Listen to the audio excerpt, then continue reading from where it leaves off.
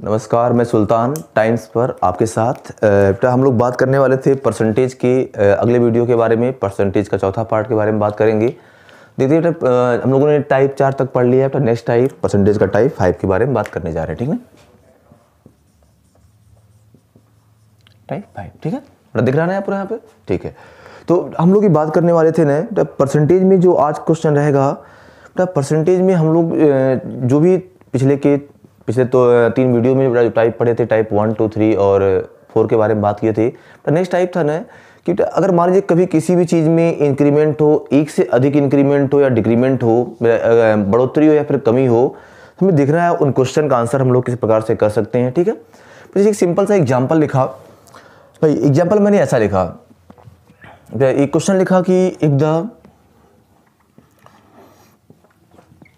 if the price of sugar is increased by 40%, if the price of sugar is increased by 40%, then how much percent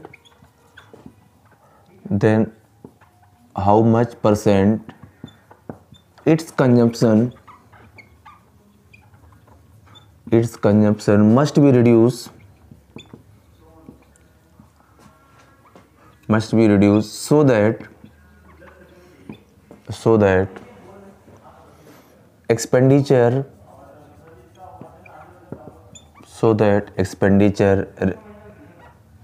ठीक है। इस question में क्या है, तो सवाल क्या लिखा हम लोगों ने, अगर ऐसा हो जाए कि चीनी के मूल्य में 40% की वृद्धि करने से उसकी खपत में कितने परसेंट की कमी की जाए, जिससे जो हमारा व्यय है, जो हमारा एक्सपेंडिचर है, एक्सपेंडिचर के बारे में बात किया ना। इसके टाइप में कई सारे पार्ट लिखे। फर्स्ट पार्ट लिखा कि एक्सपेंडिचर रिमेन सेम। दूसरा पार्ट लिखा कि एक्सपेंडिचर इज इंक्रीज्ड बाई 19%। तीसरा पार्ट लिखा एक्सपेंडिचर इज इंक्रीज्ड बाई 5%। तीसरा पार्ट लिखा चौथा पार्ट लिखा एक्सपेंडिचर इज डिक्रीज्ड बाई 2%। पांचवा पार्ट लिखा एक्सपेंडिचर इज इंक्रीज्ड बाई 12%। बात समझ गए ना। तो ये अपने आप में 5 क्वेश्चन, हमने एक सिंपल सा क्वेश्चन लिखा है। इसके बेटा 5 पार्ट के बारे में आपसे मैं बात करने वाला था ना। तो हम लोग एक कॉन्सेप्ट के बारे में बात कर लेते हैं। तो उस कॉन्सेप्ट की हेल्प से क्या रहेगा ना, हम इस प्रकार से कितने परसेंट का भी इंक्रीमेंट हो, डिक्रीमेंट हो, तो ऐसे क्वेश्चन का आंसर कर सकते हैं। तो जब हम लोगों ने परसेंटेज की स्टार्टिंग के फर्स्ट वीडियो के बारे में बात की, तो हमने वहाँ पर क्या बात की थी भाई, मेरा ये मानना है कि हर चीज़ हर स्टेप पर अपने आप में कितना 100%, मतलब इनकम भी अपने आप में 100%, एक्सपेंडिचर भी अपने आप में 100%, और इसका क्या रहता है, एक्सपेंडिचर भी अपने आप में 100% रहेगा और कंजम्पशन भी अपने आप में 100%, ठीक बेटा। तो अगर मान लो कभी इस क्वेश्चन के बारे में बात किया जाए ना, तो हमें करना क्या, इस क्वेश्चन को बेटा स्टार्टिंग से पढ़ना है और मार्कर चलाते रहना है, ठीक है। तो मतलब क्या, हमें पेन चलाते रहना है और हमें देखना है जैसे हमारा क्वेश्चन पूरा होगा तो वैसे हमारे सारे पार्ट के आंसर भी हम कर सकते हैं। तो क्वेश्चन क्या पूछा हमने, पहला पार्ट लिखा ना, तो मान लीजिए द प्राइस कितना रहेगा 100%, ठीक है। तो अगर चीनी की प्राइस बढ़ गई 40%, जो प्राइस पहले 100 थी तो वो प्राइस कितनी हो गई, तो वो प्राइस 140 हो गई, ठीक है। तो भाई देखो, अगर मान लीजिए पहले हम लोगों ने 100 रुपये का चीनी यूज किया, तो अब जब चीनी की प्राइस बढ़ जाएगी, तो अगर चीनी की प्राइस बढ़ गई 40%, अगर आप क्वांटिटी में कोई चेंज नहीं करोगे, इसका मतलब क्या, आपको प्राइस कितनी बेटा, जो आपका खर्च रहेगा एक्सपेंडिचर 40% बढ़ाना पड़ेगा। हम चाहते हैं कि थोड़ा हमारा एक्सपेंडिचर क्या बेटा, थोड़ा हमारा एक्सपेंडिचर जो है, एक्सपेंडिचर हमारा मतलब कोई चेंज ना हो। तो इसका मतलब क्या, अगर पहले 100 रुपये खर्च किया, आपको अभी भी 100 रुपये खर्च करना चाहते हो, तो चीनी की मात्रा में कमी करनी पड़ेगी, ठीक ना। तो सवाल यही था ना, तो चीनी की मात्रा में कितनी, चीनी के उपयोग में कितनी कमी की जाए, तो जिससे क्या हो, जिससे हमारे खर्च में कोई परिवर्तन ना हो, हमारा खर्च रिमेन सेम रहे। तो इसका एक सिंपल सा मतलब था बेटा, इसका रिमेन सेम का मतलब जहां से आपने चलना स्टार्ट किया बेटा, फिर आप वहीं पर वापस आ जाओ। तो अगर मान लीजिए पहले प्राइस बेटा 100 रुपये थी, पहले हमने 100 रुपये खर्च किया और अभी भी कितना रहेगा, तो अब प्राइस बढ़ गई 140, तो हम चाहते हैं कि अभी भी 100 रुपये खर्च किया जाए, तो नया रेट क्या 140 है, तो 140 को कितना हम कम कर दें तो जिससे क्या हो जाए हम 100 पे आ जाएं। तो क्वेश्चन था कितने % कम किया जाए। एक सिंपल सी बात थी, इस समय बेटा हम कहाँ पे है 140। कोई भी क्वेश्चन हो जहां पर हमें बोलते हैं एक्सपेंडिचर में या किसी चीज में कोई चेंज ना हो, इसका सिर्फ एक मतलब होता है तो जहां से आपने क्वेश्चन की स्टार्टिंग की तो आपको लौट के वहीं पर जाना है। तो आप यहां से इतना वापस आ जाओ, तो 140 100 पे वापस आ जाओ। इसका मतलब क्या रहेगा, तो हम कितना वापस आए 40 वापस आए फ्रॉम 140 इंटू 100।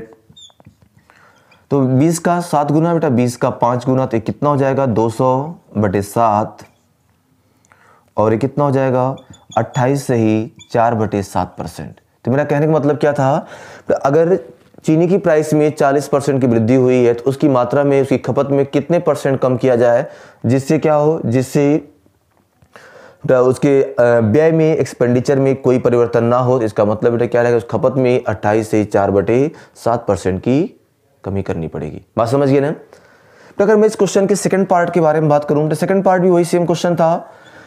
मेन क्वेश्चन ये है और इसके हमने अलग अलग पार्ट लिखे हुए हैं। तो सेकंड पार्ट ये था ना कि चीनी की प्राइस कितनी बढ़ गई 40%, हम कहाँ पे आ गए 140, और हम चाहते हैं कि हमारा एक्सपेंडिचर कितना बढ़ जाए 19%। एक्सपेंडिचर अपने आप में 100%, एक्सपेंडिचर में कितना 19% का इंक्रीमेंट है। तो इस बार हम कहाँ जाना चाहिए, तो हम चले जाएंगे 119 पे।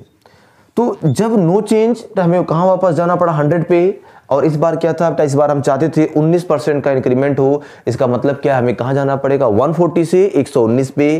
तो कितना वापस आना पड़ा, 140 से 119 आने में बेटा आपको 21 वापस आना पड़ा। 21 अपॉन कितना हो जाएगा फ्रॉम 140 इंटू आ जाएगा 100। तो 20 का 7 गुना और कितना 20 का अगर 20 का 5 गुना, 7 का 3 21 हो जाएगा, 3 गुणे 5 कितना हो जाएगा 15%। इसका मतलब क्या रहेगा, तो हमें चीनी के व्यय में कितना है, तो चीनी के उपयोग में, उसकी मात्रा में अगर हम 15% की कमी कर देंगे तो हमारा खर्च कितना, हमारा खर्च सिर्फ 19% बढ़ेगा। बात समझ गए ना, ठीक है। तो जो इसके और 2 पार्ट हैं, 3 पार्ट रहेंगे इसके बारे में, हटा दें इसको ना, ठीक है।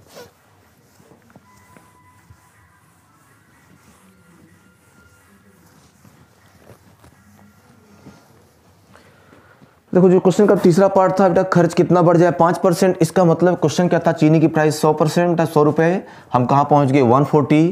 तो अब सवाल था हमारे एक्सपेंडिचर में कितना 5% का इंक्रीमेंट हो। तो हम चाहते हैं कि व्यय में 5% की वृद्धि हो, तो हम कहाँ पे जाएंगे, तो हम जाएंगे इस बार 105 पे। तो 140 से 105 आने में बेटा कितना आपको 35 वापस आना पड़ा फ्रॉम 140 इंटू आ जाएगा 100। तो ये 35 का कितने रहेगा, 35 का ये जो नंबर है ये 4 गुना रहेगा। तो 4 का कितना जाएगा 25। इसका मतलब क्या था, हमें कितने %, 25% कम करना पड़ा। तो तीसरा पार्ट हो गया। इसका चौथा पार्ट क्या रहेगा ना, तो अगर मैं इसके फोर्थ पार्ट के बारे में बात करूं तो इसका फोर्थ पार्ट था वही सेम। तो मेन क्वेश्चन हमारा यही था 100 से 140। अब हम चाहते हैं कि हमारा खर्च 2% कम हो जाए। तो खर्च अपने आप में कितना 100%, खर्च में 2% कमी करनी है। इसका मतलब हम कहाँ पे जाएंगे, तो हम जाएंगे 98 पे। तो 140 से 98 आने में कितना वापस आना पड़ा आपको, तो आपको वापस आना पड़ा यहाँ से 42। तो 42 कम किया फ्रॉम 140 इंटू आ जाएगा 100। तो 0 से 0 कट जाएगा, 14 का 3 गुना, 3 गुणे 10 कितना 30%। ये हमारे क्वेश्चन का आंसर आ जाएगा। बात समझ गए ना। और जो लास्ट पार्ट था ना, अगर लास्ट पार्ट के बारे में बात किया जाए, हम चाहते हैं खर्च में 12% की वृद्धि हो। तो अगर खर्च में 12% की वृद्धि आप चाहते हो तो इसका मतलब कितना है, आपको 112 पे जाना पड़ेगा। तो जो इसका 5वां पार्ट रहेगा ना, 100 से कितना 140। तो अब क्वेश्चन क्या था ना, इसके खर्च में 12% की खर्च, एक्सपेंडिचर अपने आप में 100%, 12 का इंक्रीमेंट, हम कहाँ पे चले जाएंगे, कहीं पर बना लो 112। तो कितना वापस हम लोग आए, तो हम वापस आए हैं 28 अपॉन 140 इंटू कितना हो जाएगा 100। तो 0 से 0 कट जाएगा, 14 का 2 गुना हो जाएगा, 2 गुणे 10 कितना आ जाएगा 20%। बात समझ गए ना। तो हमारा ये मानना है, तो चाहे इनकम हो, चाहे एक्सपेंडिचर हो, चाहे कुछ भी हो जाए, तो क्या हर चीज़ हर स्टेप पर अपने आप में कितना 100%। आप जितने % का यहाँ पर इंक्रीमेंट करोगे बेटा उतने % का आपको इंक्रीमेंट करना पड़ेगा। तो मेरा कहने का मतलब था, अगर 100 से हम 140 गए, बात समझ गए ना। अब फिर क्या बोलता है कि कभी भी सवाल ऐसा हो there is no change. No change का मतलब जहां से आपने क्वेश्चन की स्टार्टिंग की आपको वहीं पर चलना है। हम कहां पे आ जाएंगे 100 पे। 12% का इंक्रीमेंट हो 112 पे जाएंगे। 19% की वृद्धि हो तो 119 पे जाना है। 2% की कमी हो 98 पे जाना है। और उसके बाद क्या रहेगा ना बेटा 5% की कमी हो 5% की वृद्धि हो 105 जाना है। कभी अगर मैंने ये बोल दिया कि 20% की कमी हो तो हमें कहाँ जाना, हमको 80 पे जाना पड़ेगा। बात समझ गए ना। तो मेरा यही मानना था भाई हर चीज हर स्टेप पर अपने आप में कितना है 100% है। जिसको जितना बढ़ाओगे उतना बढ़ेगा, तो जितना घटाओगे उतना घट जाएगा। बात समझ गए ना। नोट कर लीजिए, इसको हटा दें इसको, ठीक है। बेटा मैंने एक सेम क्वेश्चन लिखा, इस प्रकार से एक क्वेश्चन और लिखना चाह रहा था मैं।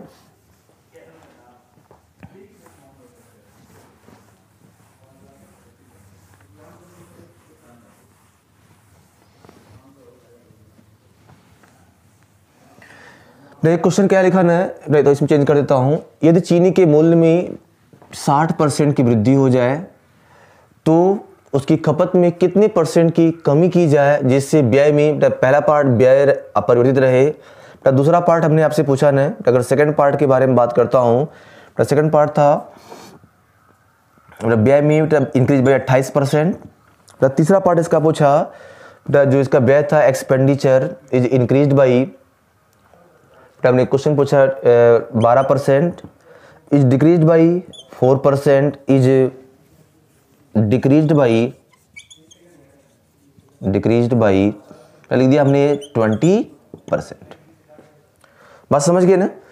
तो सेम क्वेश्चन मैंने दोबारा फिर से लिखा। क्वेश्चन क्या था कि अगर चीनी के मूल्य में 60% की वृद्धि कर दी जाए तो इसकी खपत में कितने परसेंट की कमी की जाए जिससे क्या हमारे व्यय में कोई परिवर्तन ना हो। दूसरा पार्ट था व्यय में 28% की वृद्धि हो, व्यय में 12% की वृद्धि हो, व्यय में 4% की वृद्धि हो, और क्या व्यय में 4 की कमी हो और व्यय में क्या 20% की कमी हो। बात समझ गए ना। पर हम चाह रहे थे ना इसको एक पार्ट में, मतलब इधर एक लाइन में सब सॉल्व कर देते हैं। क्वेश्चन क्या रहेगा, तो मान लीजिए इनिशियल प्राइस कितनी थी 100, अब कितनी हो गई है 160, ठीक ना भाई। ये बताओ बेटा पहला पार्ट क्या था, रिमेन सेम, तो इसका मतलब हमें 160 से कहाँ जाना पड़ेगा 100 पे। तो ये हमारे पहले पार्ट का आंसर हो जाएगा। तो हम लोग पहले पार्ट में कितना वापस गए, तो अगर मैं फर्स्ट पार्ट के बारे में बात करूँ ना तो 60 वापस गए फ्रॉम 160 इंटू आ जाएगा 100, इट 8 आ जाएगा 20 का, ये 5 आ जाएगा 300 अपॉन 8 कितना जाएगा 37.5%। बात समझ गया, ठीक है। सेकंड पार्ट क्या था, 28% का इंक्रीमेंट हो। ये बताओ आप कहां जाओगे बेटा 60 से 160 से चले जाओगे 128 पे, तो कितना वापस जाना पड़ा आपको 32। तो जो सेकंड पार्ट आ जाएगा इसका, भाई अगर आप चाहते हो कि व्यय में 28% की वृद्धि हो, इसका एक सिंपल सा मतलब रहेगा बेटा इसमें हम 160 पे थे, 28 का इंक्रीमेंट चाहिए, तो एक्सपेंडिचर अपने आप में 100% बेटा उसमें क्या था 28 का इंक्रीमेंट जाना पड़ेगा 128 पे। बस हमें डिफरेंस देखना है, तो हम कितना वापस गए 32 वापस गए फ्रॉम 160, तो इंटू कितना जाएगा इंटू आ जाएगा 100। भाई जरा ये बताइए ये 32 का 5 गुना कितना जाएगा 20%। बात समझ गए ना। तो इसका सेकंड पार्ट का आंसर आ गया। तो थर्ड पार्ट क्या था, 12% का इंक्रीमेंट हो तो हम कहाँ पर जाएंगे 112 पे। तो थर्ड पार्ट हो जाएगा अपना 160 से 112 जाने में बेटा कितना रहेगा 48 वापस गए फ्रॉम 160 इंटू कितना जाएगा इंटू आ जाएगा 100, तो ये 0 कट जाएगा 48, 16 का 3 गुना है 3 होता जाएगा 30%। तो इसका फोर्थ पार्ट क्या रहेगा, तो फोर्थ पार्ट था 4% कमी हो। अगर 4% कमी हो तो कहीं मान लो 96, तो हम यहाँ से कहाँ आ गए 96। चौथा पार्ट इसका हो जाएगा 160 से 96 जाने में आप कितना वापस जा रहे हो, तो आप जा रहे हो वापस 64 फ्रॉम 160 इंटू आ जाएगा 100, तो 0 से 0 कट जाएगा 64, 16 का 4 गुना 4 गुणे 10 कितना जाएगा 40%। तो जो इसका बेटा पांचवा पार्ट था 20% कमी हो, एक्सपेंडिचर अपने आप में 100%, उसमें क्या है 20% कमी रहेगी। तो एक सिंपल सी बात है कहीं बना लो, तो हमें कहाँ जाना पड़ेगा 80%। तो 160 से हमें 80 जाना पड़ा तो पांचवें पार्ट के लिए, तो कितना हो जाएगा 80 वापस गए अपॉन 160 इंटू आ जाएगा 100, तो ये इसका 2 गुना रहेगा, ये कितना का 50%। तो कोई सा भी क्वेश्चन लिखा रहेगा ना, अगर मैं किसी भी ऐसे क्वेश्चंस के बारे में बात करता हूं तो जहां पर ये पूछता है प्राइस बढ़ गई उसका कंजप्शन कितना कम करें, तो हमारा क्या मानना है कि हर चीज़ हर स्टेप पर अपने आप में 100% है।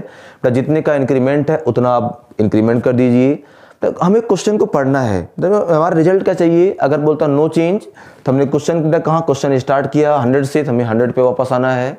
तो अगला सवाल रहेगा अपना न कि 28% का इंक्रीमेंट हो तो हमें कहाँ जाना पड़ेगा 128 पे, 12% का इंक्रीमेंट हो 112 पे जाना पड़ेगा बेटा। और अगला पूछता है 4% की कमी हो तो हम कहाँ पर जाएंगे, हम जाएंगे 96 पर। और बेटा अगर 20% कमी हो तो हम कहाँ पर जाएंगे 80 पे। बात समझ गए ना। तो कोई सा भी क्वेश्चन लिखा रहेगा तो हर चीज़ हर स्टेप पर अपने आप में कितना है 100%। बात समझ गए ना, ठीक बेटा। जैसे हमने दो एग्जाम्पल लिखा, दोनों में क्या, दोनों में हम लोगों ने बार बार बेटा क्या प्राइस इंक्रीज कर दिया। ये भी तो पॉसिबिलिटी है बेटा प्राइस क्या, प्राइस की प्राइस डिक्रीज कर दी जाए। और जब इसके मूल्य में कमी करोगे तो देखना फिर वो क्वेश्चन किस प्रकार से बन सकता है, ठीक है।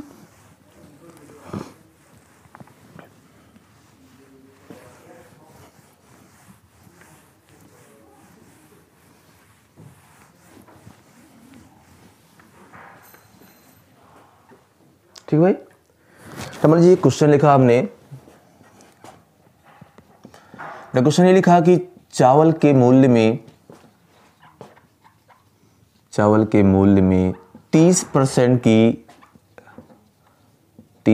की कमी होने से या होने पर उसकी खपत में कितने प्रतिशत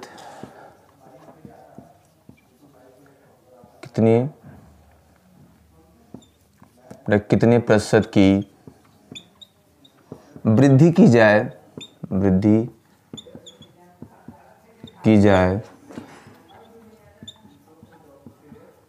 जिससे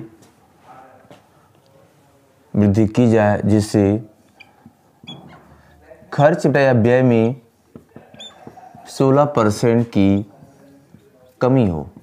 16% की कमी हो। बात समझ गए ना। देखो इसमें क्या है, चावल के मूल्य में कितनी कमी हुई 30%। देखो अब ये चीज़ था ना, अगर जितना राइस आपने पहले यूज किया, ठीक है ना, जितना राइस आपने पहले यूज किया अगर उतनी राइस यूज करोगे तो इसका मतलब क्या है, जो आपका खर्च है तो आपके खर्च में 30 की कमी आएगी। हम चाह रहे थे ना थोड़ी सी चावल की मात्रा बढ़ा लें। तो अगर थोड़ी सी चावल की मात्रा बढ़ा लोगे तो जो 30% की कमी थी थोड़ी सी कमी कम हो जाएगी। वही हम चाहते हैं कि हमारी कमी कितनी हो 16%, ठीक बेटा।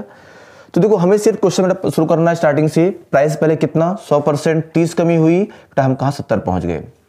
अब क्या पूछा उसने, खर्च में मात्र 16% कमी हो तो खर्च अपने आप में 100%, बेटा 16 कम होगी मतलब कहाँ हमें हमको 84 पे जाना है।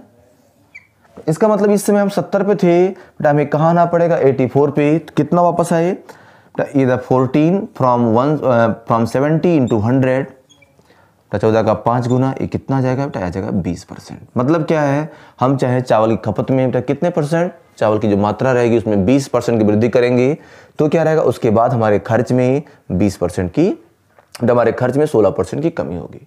बात समझ गए ना, ठीक है। हटा दें इसको, ठीक है।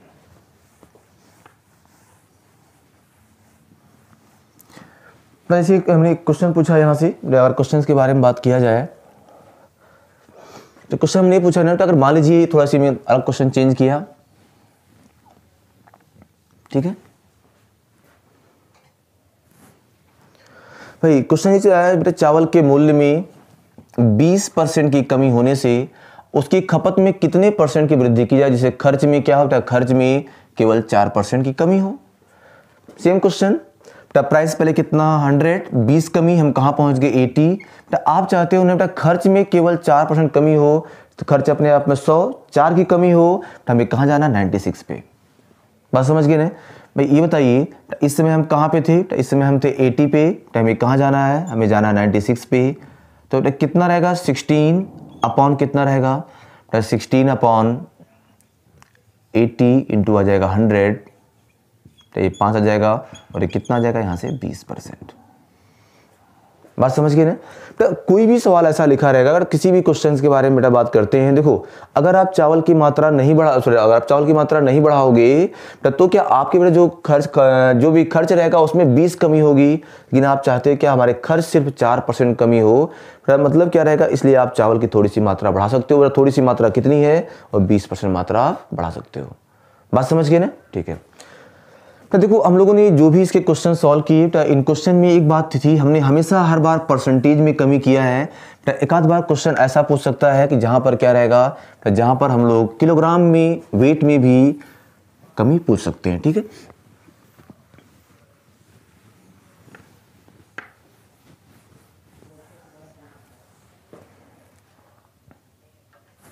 क्वेश्चन लिखा बेटा मैंने आपसे,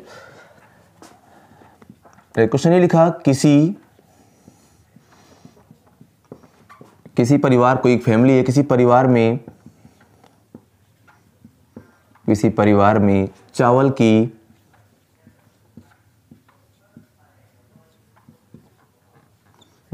प्रारंभिक खपत 48 किलोग्राम है, 48 किलोग्राम है। यदि चावल के मूल्य में 20% की वृद्धि हो जाए तो खपत कितने किलोग्राम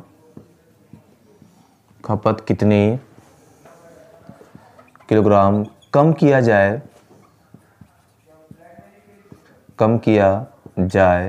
जिससे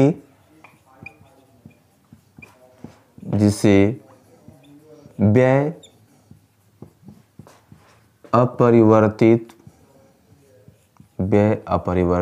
रहे। बात समझ गए ना? तो देखो यहाँ पर जो क्वेश्चन लिखा रहेगा, तो किसी परिवार में चावल की प्रारंभिक खपत 48 किलोग्राम है। यदि चावल के मूल्य में 20% की वृद्धि की जाए तो खपत कितने किलोग्राम कम किया जाए जिससे व्यय में कोई परिवर्तन ना हो। तो ये बताओ, पहले प्राइस कितनी थी? 100। प्राइस में कितने का 20% की वृद्धि, हम कहाँ पहुंच गए? 120।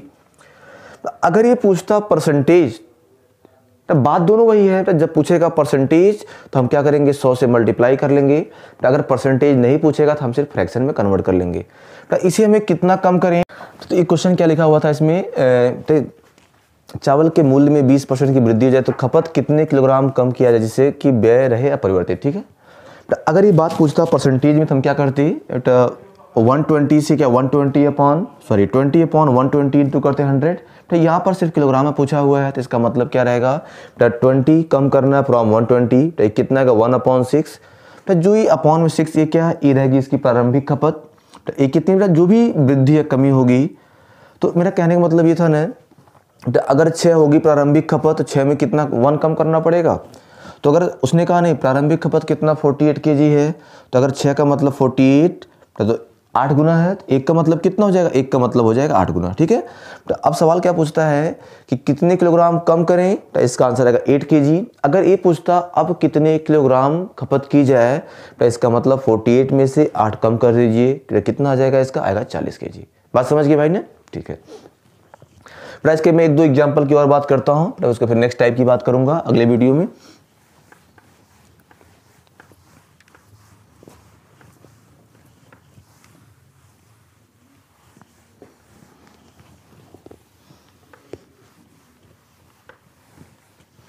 तो जो इसका नेक्स्ट क्वेश्चन रहेगा ना, तो क्वेश्चन हमने पूछा, यदि दाल के मूल्य में, पल्स दाल के मूल्य में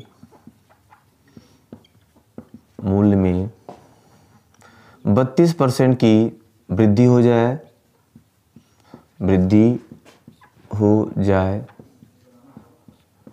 तो दाल की